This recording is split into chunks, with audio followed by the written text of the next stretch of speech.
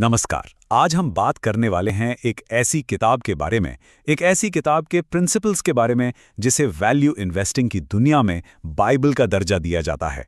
जी हां, यह है बेंजामिन ग्राहम की द इंटेलिजेंट इन्वेस्टर।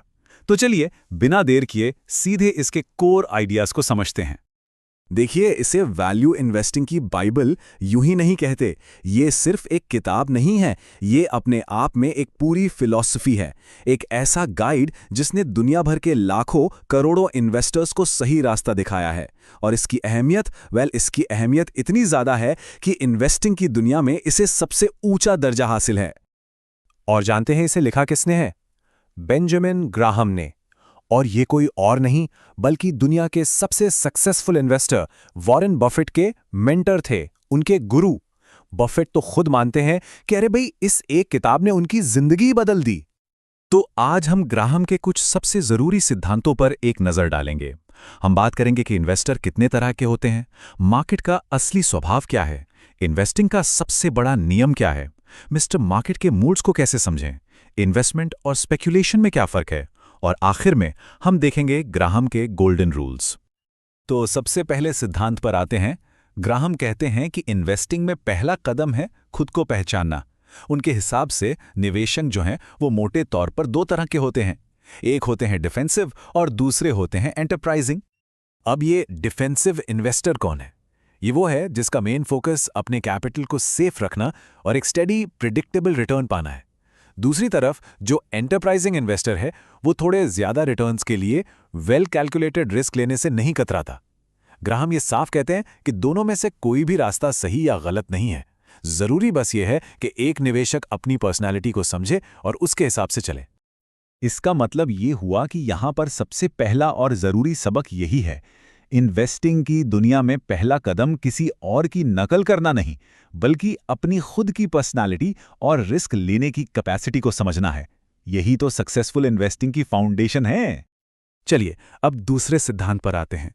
यह हमें बताता है कि मार्केट असल में काम कैसे करता है, और इसे समझाने के लिए ग्राहम ने एक बहुत ही जबरदस्त एनालॉजी दी है, दो मशीनों की कहानी। देखिए, शॉर्ट टर्म में मार्केट एक वोटिंग मशीन जैसा है। ये पॉपुलैरिटी पर चलता है, मतलब कौन सा स्टॉक ट्रेंड कर रहा है, किसकी सबसे ज्यादा चर्चा हो रही है, हाइप किस चीज का है। लेकिन लॉन्ग टर्म में यही मार्केट एक वेइंग मशीन बन जाता है, एक तराजू जो कंपनी की असली वैल्यू, उसके असली वजन को तौलता है। मतलब उसकी अर्निंग्स कितनी हैं, एसेट्स क्या हैं, ग्रोथ पोटेंशियल कैसा है। तो इसका मतलब यह हुआ कि रोज रोज की कीमतों के शोर में फंसने के बजाय एक इंटेलिजेंट इन्वेस्टर का फोकस कंपनी की लॉन्ग टर्म वैल्यू पर होना चाहिए, क्योंकि आखिर में बिजनेस का वजन ही मैटर करता है, शॉर्ट टर्म वोट्स नहीं। यही एक ज्यादा सेफ और रिलायबल रास्ता है। अब हम आते हैं ग्राहम के उस सिद्धांत पर जिसे वो सबसे ज्यादा जरूरी मानते थे। ये इंटेलिजेंट इन्वेस्टिंग का कोर है, उसका मूल मंत्र है मार्जिन ऑफ सेफ्टी, यानी सुरक्षा का मार्जिन। तो ये मार्जिन ऑफ सेफ्टी है क्या चीज? देखिए, इसका सीधा सा मतलब है किसी कंपनी की असली कीमत, जिसे इंट्रिंसिक वैल्यू कहते हैं, और जिस कीमत पर आप उसे खरीद रहे हैं उसके बीच का गैप। फॉर एग्जाम्पल, मान लीजिए आपकी रिसर्च कहती है कि एक शेयर की असली कीमत 100 रुपए है, लेकिन मार्केट में वो आपको 60 रुपए में मिल रहा है। तो ये जो 40 रुपए का फर्क है ना, यही है आपका मार्जिन ऑफ सेफ्टी। ये एक तरह का कुशन है जो आपकी गलतियों से या मार्केट के अनएक्सपेक्टेड मूव से आपकी रक्षा करता है। तो इसका मतलब क्या हुआ? इसका मतलब ये हुआ कि हमेशा अच्छी कंपनियों को उनकी असली कीमत से कम दाम पर, यानी डिस्काउंट पर खरीदना चाहिए। ऐसा करने से लॉस का रिस्क तो कम होता ही है, साथ ही प्रॉफिट की गुंजाइश अपने आप बढ़ जाती है। इसे अपने इन्वेस्टमेंट का सेफ्टी बेल्ट समझ लीजिए। मार्केट की वॉलेटिलिटी को समझाने के लिए ग्राहम ने एक बहुत ही कमाल का कैरेक्टर बनाया है, मिस्टर मार्केट। जरा कल्पना कीजिए कि ये आपका एक बिजनेस पार्टनर है जो बहुत बहुत ही इमोशनल है। ये मिस्टर मार्केट जो है ना, ये हर रोज आपके पास आता है। किसी दिन वो बहुत ज्यादा खुश और ऑप्टिमिस्टिक होता है और आपको बहुत ऊंचे दाम ऑफर करता है, और किसी दिन वो एकदम डरा हुआ पेसिमिस्टिक होता है और अपने सारे शेयर कौड़ियों के भाव पर बेचने के लिए तैयार हो जाता है। उसके मूड्स का कोई भरोसा नहीं। तो इसका मतलब ये हुआ कि एक समझदार निवेशक मिस्टर मार्केट के इन मूड स्विंग्स से प्रभावित नहीं होता, बल्कि उनका फायदा उठाता है। जब मिस्टर मार्केट डरा हुआ हो और चीजें सस्ते में बेच रहा हो, तो ये खरीदने का एक शानदार मौका है। और जब वो बहुत ज्यादा ग्रीडी हो जाए और ऊंचे दाम लगाए, तो बस शांत बैठना ही सबसे अच्छा है।